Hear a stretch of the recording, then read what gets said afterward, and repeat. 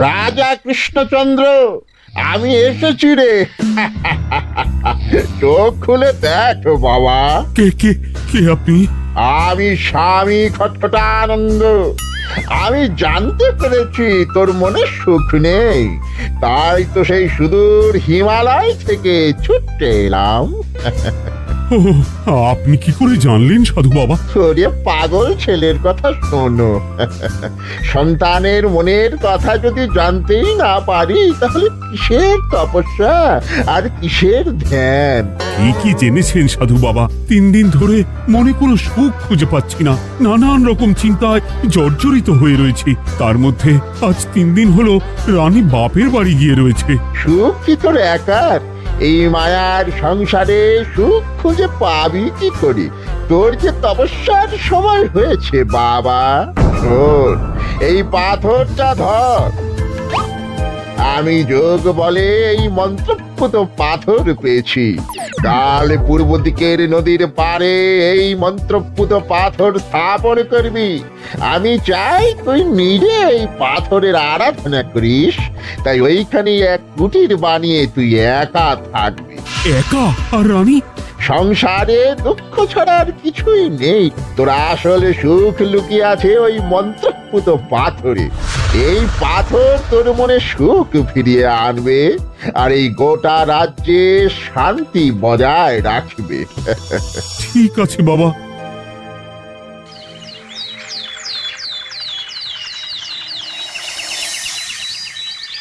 জয় বাবা খটখটানন্দের জয়।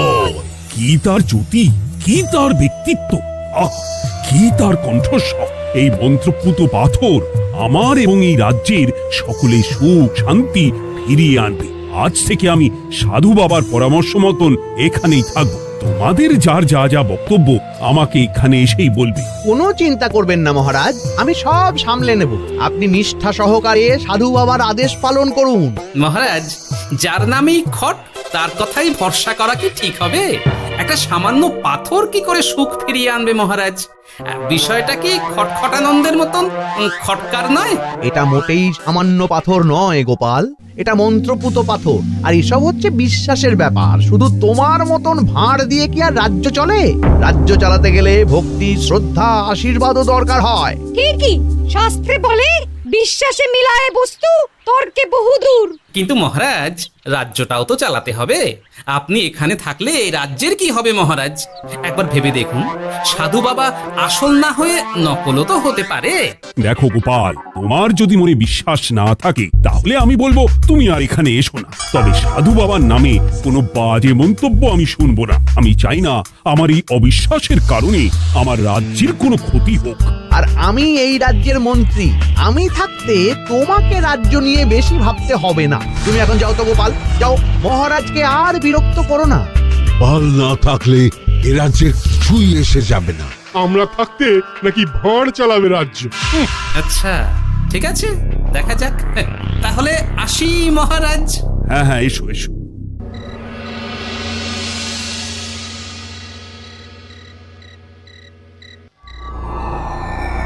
মহারাজ, রানী, তুমি ফিরে এসেছো?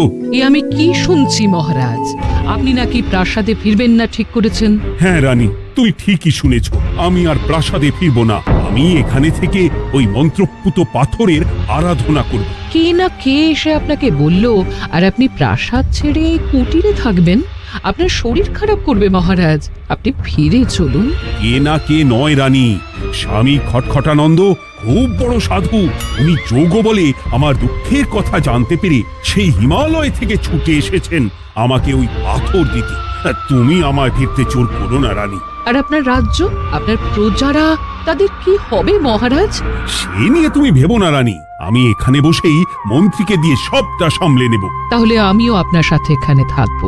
আপনাকে ছাড়া আমি প্রাসাদে ফিরবো না। তা হয় না রানী, সাধু বাবা আমাকে একা থাকতে বলেছেন।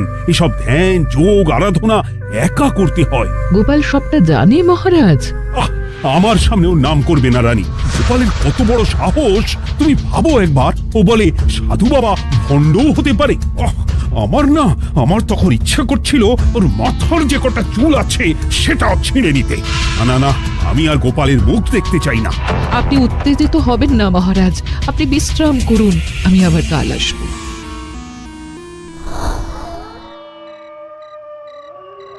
রাতের হাটেও সবজির যা দাম বেড়েছে, এরপর শুধু এক বেলা খেয়ে থাকতে হবে।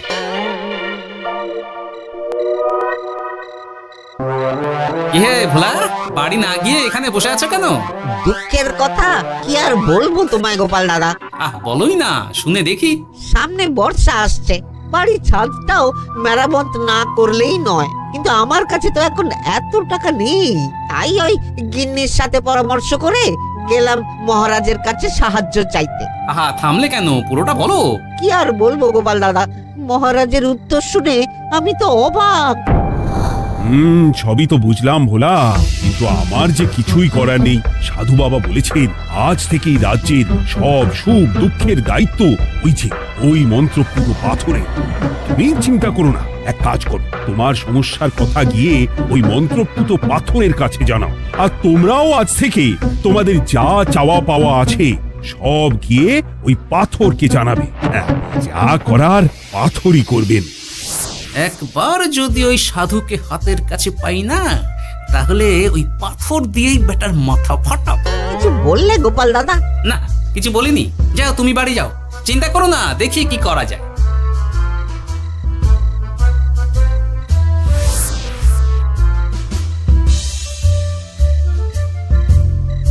কি ব্যাপার, এত রাতে বটা ঘটা মন্ত্রীর বাড়িতে কি করছিল? কি বটা ঘটা, আজকে মন্ত্রী মশাইয়ের বাড়ি খাওয়া দাওয়া ছিল? খাওয়া ছাড়া কি অন্য কিছু আসে না তোমার মাথায়? চ চ চ, আমাদের অনেক কাজ আছে, চ। আরে এত তাড়া কিসের?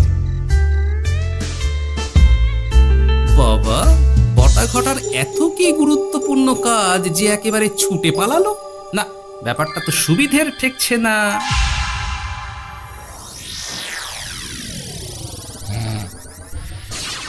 রাজা কৃষ্ণচন্দ্র, ওঠ বাবা, আমি এসেছি।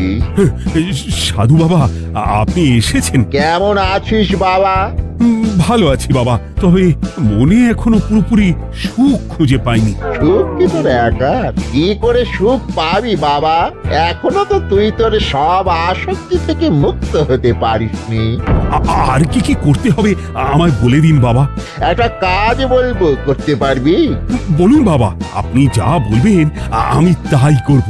এই রাজপাট তুই ছেড়ে দে, এসব থেকে নিজেকে মুক্ত করে তুই তোর সাধনায় মন দে, দেখবি তার ফল তুই পাবি।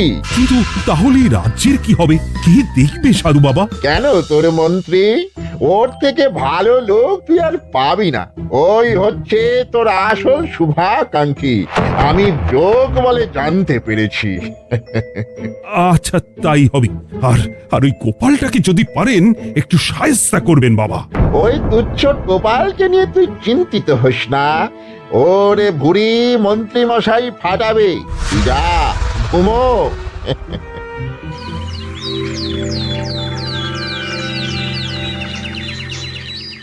শোনো শোনো শোনো, আজ থেকে মহারাজ কৃষ্ণচন্দ্রের আদেশে এই রাজ্যের ভার এই রাজ্যের মন্ত্রীর।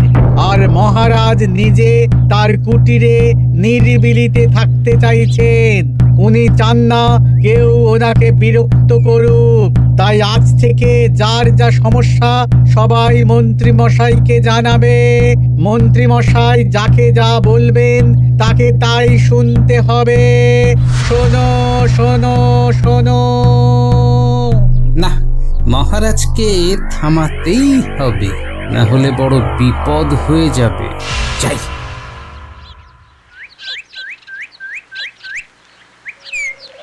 মহারাজ, এই ভুল আপনি করবেন না। মন্ত্রীর হাতে রাজ্যের ভার দিলে রাজ্যের সর্বনাশ হবে মহারাজ। দেখো গোপাল, আমি যেটা করেছি সেটা ঠিক বুঝেই করেছি। আমার সিদ্ধান্ত আর বদলাবে না। আর এই বিষয় নিয়ে আমি তোমার সাথে কথাই বলতে চাই না। মহারাজ, গ্রামবাসীরা আপনার এই সিদ্ধান্ত খুশি মনে মেনে নেয়নি। সবার কথা একবার ভেবে তারপর সিদ্ধান্ত নিন মহারাজ। একজন বাইরের লোকের কথায় কোনো সিদ্ধান্ত নেবেন না দয়া করে। গোপাল, তুমি যদি সাধু বাবার সিদ্ধান্তে প্রশ্ন তোলার চেষ্টা করো তাহলে আমি বাধ্য হব মন্ত্রীকে বলে এই রাজ্য থেকে তোমায় বিতাড়িত করতে। একজন সেই হিমালয় থেকে আমাদের উপকার করতে এলো আর তুমি তার বিরুদ্ধেই কথা বলছো। ছি ছি গোপাল, ছি। মজা, কি মজা! শুধু মুদ্রা, শুধু মোহর, যেদিকে তাকাবো শুধু সোনার মোহর আর সোনার মোহর। তুমি কি পাগল হয়ে গেলে? এখন হইনি গিন্নি, তবে এবার সত্যি সত্যি হয়ে যাব। এত সোনার মোহর একসাথে হাতে পেলে কেউ কি সুস্থ থাকতে পারে? আর বেশি দিন বাকি নেই যখন কৃষ্ণনগরের কোষাগারের মালিক হব আমি। আর মহারাজ, মহারাজকে ছেড়ে দেবেন? চিন্তা নেই, মহারাজ কিছুই করতে পারবেন না। তিনি এখন সাধু বাবার আদেশে পাথরের আরাধনায় ব্যস্ত। আর প্রহরীরা, তারা কিছু বলবে না? প্রহরীরা তো এখন আমার গোলাম। মন্ত্রীমশাই, মন্ত্রীমশাই, আমরা এসেছি। ওই তো ওরা চলে এসেছে। ওরা কি করবে? ওরাই তো কোষাগার লুট করতে আমায় সাহায্য করবে। রাজকোষাগার হবে শুধু আমার, আমার, আমার।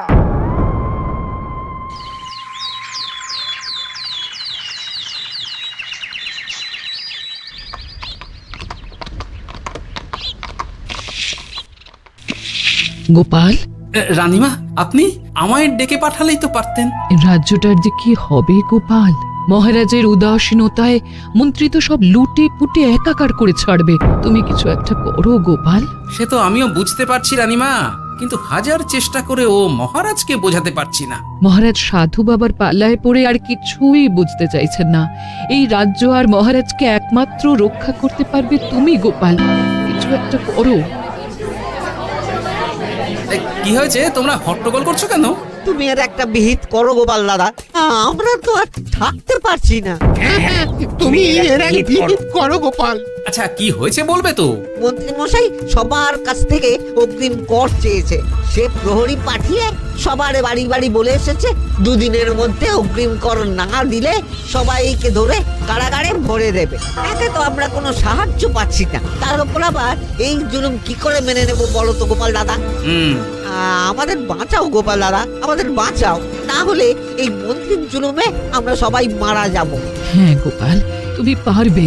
কিছু একটা করো গোপাল, এই রাজ্যটাকে বাঁচাও। না, আর নয়, এবার এর একটা বিহিত করতেই হবে। শোনো, তোমরা সব নিজের নিজের বাড়ি যাও, আমি দেখছি কি করা যায়। মন্ত্রী দুদিনের মধ্যে কর চাইছে কেন? ওর আসল উদ্দেশ্য কি? না, বিষয়টার খোঁজ নিতে হচ্ছে। পুটি, এই পুটি। গোপাল দাদু, তুমি?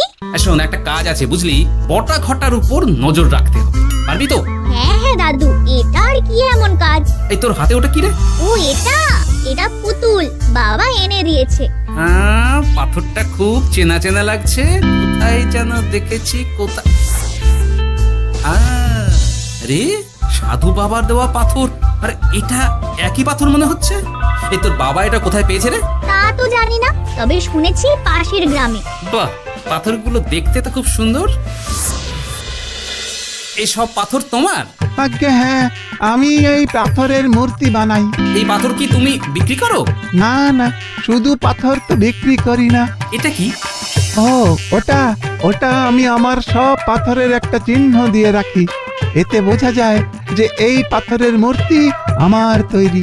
বাহ, চমৎকার কাজ করেছো। তোমাকে যে কি বলে ধন্যবাদ দেব তুমি জানো না। কৃষ্ণনগরের কত বড় উপকার তুমি করলে।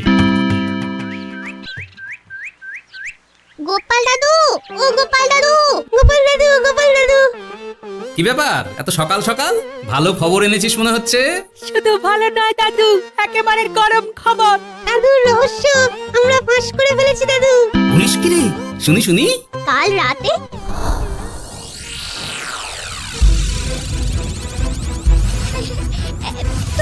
এত সোনা, এত মোহর আমি একসাথে কোনোদিন দেখিনি। ও, এইসব আমাদের? হ্যাঁ গিন্নি, হ্যাঁ, এই সব আমাদের, সব। ওরে বাবা, আমার তো বিশ্বাসই হচ্ছে না। ভাবলেই গায়ে কাঁটা দিচ্ছে। রে বটা, আজ সাধু সেজে মহারাজের কাছে গেছিলি? হ্যাঁ, মহারাজ তো আজ প্রায় পাথরে প্রণাম করতে যাচ্ছিলেন, কোনো মতে ঠেকিয়েছি। বলেছি প্রণাম নেওয়া আমার গুরুর বারণ আছে। আর আমি তো আজ এমন ধোঁয়া দিয়েছি যে মহারাজ একেবারে কেসে কেসে অস্থির। আর মাত্র 2 দিন, এই 2 দিন খেলাটা চালিয়ে যেতে পারলেই কেল্লা ফতে। আচ্ছা, এবার আমার কাছে পুরো বিষয়টা পরিষ্কার হলো। বাহ, তোরা দারুণ কাজ করেছিস রে। এবার শুধু আজ রাতে প্রমাণটা পেলেই হয়ে যাবে।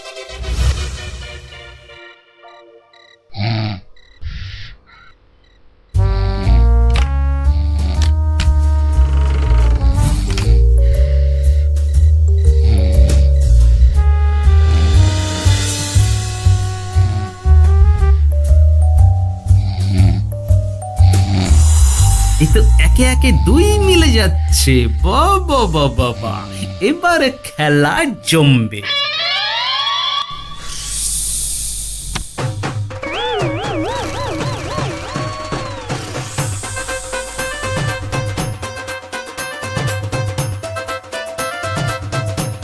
এই ঘটা ঘটা রে, এই ঘরে এত ধোঁয়া এলো কি করে রে?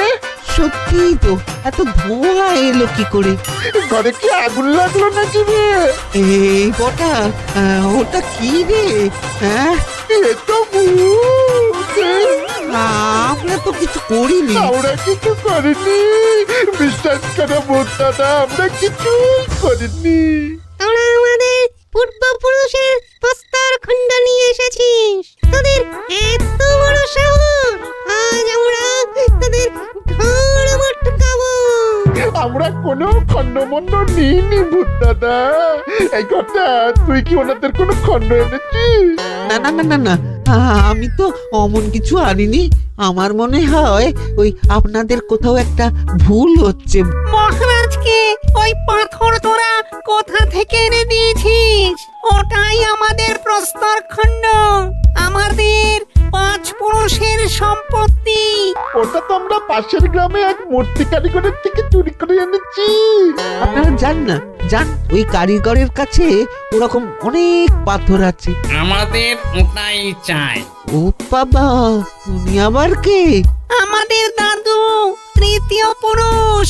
ও দাদু, এই চুরি ভূত দাদু, ওটা আনতে গেলে না মন্ত্রী মশাই আমাদের খুব মারবে। খা, ওদের মুন্ডু চিবিয়ে খা।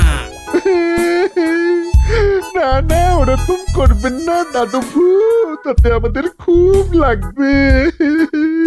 তাহলে বল, মন্ত্রীর আসল উদ্দেশ্য কি? 2 দিন পর ও কি করবে? 2 দিন পরে মন্ত্রী মশাই কোষাগার লুট করে রাজ্য থেকে পালাবেন। এবার আমাদের ছেড়ে দিন দাদু ভূত। তোদের ছাড়তে পারি একটাই শর্তে। বলুন বলুন।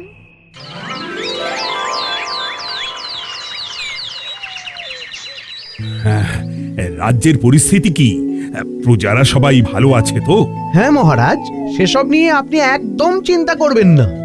বাবা, আপনি এসেছেন? হরে কৃষ্ণচন্দ্র, একটা কথা তোকে না বলে আর থাকতে পারলাম না। আবার কে রে? বলুন বাবা। এই মন্ত্রীকে এই রাজ্যের দায়িত্ব দিতে বলে আমি বড় ভুল করেছিলাম। আসলে এই মন্ত্রী হচ্ছে চোর, ও তোর কোষাগার ফাঁকা করে পালাবার মতলব করেছে। কি বলছেন বাবা? মন্ত্রী, উনি যা বলছেন সব সত্যি? না না মহারাজ, এই বটা কি হচ্ছে কি? বটা? তো তুমি সাধু বাবাকে বটা বলে ডাকছো কেন? আমি বলি কি বাবা, এই মন্ত্রীকে তুই শুলে দে। বটা, তুই থামবি?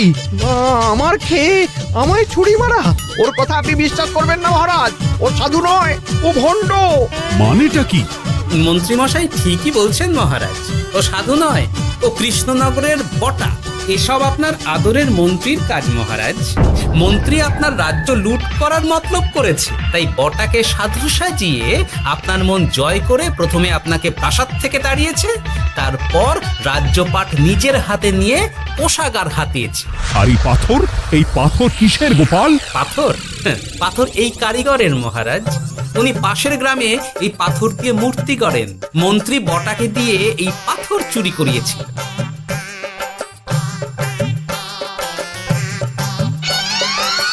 ওই পাথর আমার মহারাজ। আমি তোমায় ছাড়বো না মন্ত্রী, তোমায় আমি শুলে দেব। প্রহরী, প্রহরী! কেউ আসবে না মহারাজ। প্রহরীরা এখন আমার কথা ছাড়া আর কারুর কথা শুনবে না। আমি এখন আপনাদের সামনে দিয়ে আপনার কোষাগার নিয়ে চলে যাব, আর আপনারা শুধু দাঁড়িয়ে দাঁড়িয়ে দেখবেন। রে ন্যাপলা পুঁটি গুলটে, মন্ত্রীকে বেঁধে ফেল। এত সোজা নয় গোপাল, দেখবে? প্রহরী, প্রহরী! চেঁচান চেঁচান, আরো জোরে চেঁচান, কিন্তু ফল হবে না। আপনার প্রহরীরা সব গ্রামবাসীর হাতে বন্দী। আমায় ছেড়ে দিন মহারাজ, আমার ভুল হয়ে গেছে।